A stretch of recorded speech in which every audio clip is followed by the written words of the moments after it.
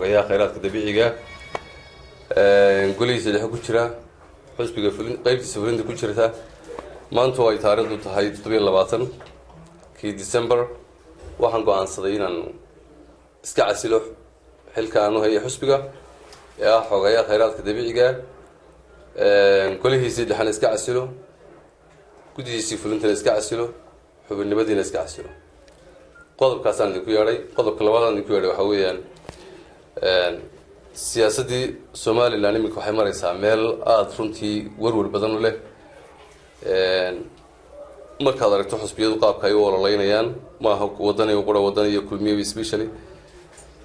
bahashii meel aanay joogin baa la gaarsiiyey oo ah qabyaalad waxaan halkan fariin u marinayaa xusbiyada qaranka oo loo baahan yahay xusbiyada qaranka waxaynu kaga baxayno qabyaaladda waxaynu kaga baxayno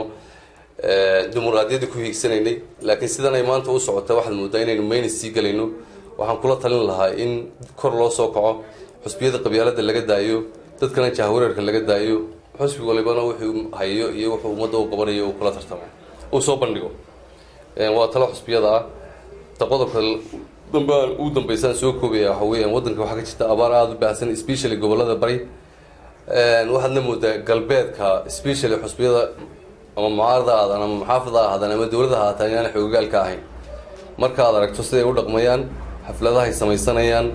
waxa ay ka hadlayaan doorashooyinka laga hadlayo iyo bariga waxa yaala waxa bilaabantay iminka in dhimashadii dadku bilaabanto markii xoolihii ay dhamaadeen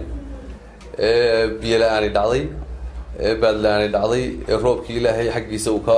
baaqday waxa bilaabantay dhimashadii dadku inay bilaabantay waxaad se moodaa inaan galbeedka xoogaalnimo badan oo arrintaas ku waxaan lahaa ama dowladaha ahaato ama xusbiyo mucaarad iyo muxaafid ba ahaatee arrintaas si gaar ah loo eego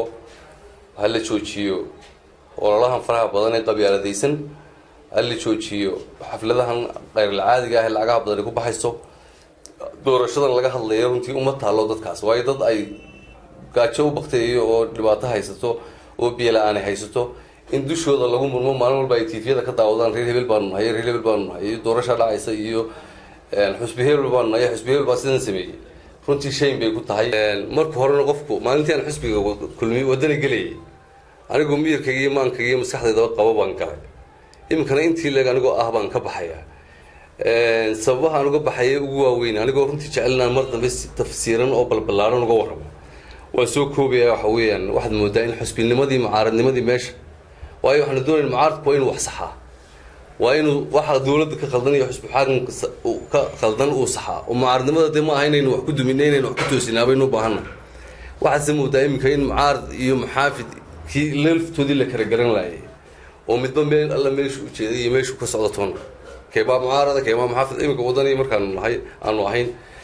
runtii ma sharixi karo waxyaabaha uu mucaaradka ku yahay dowladda shalanta ku jiray aanu islahayn waddanka way baabiiyeen dhanka kale u rogay ee laga cabanayay ee waddanka ayaa xaggana yimid kulmiyaa ku gacan haadiya ama lacag baa la siiyey markaan wadani gelayna wadani ima gacan haadin oo lacagna ima siin iminkana kulmiya ima gacan haadin oo lacagna ima siin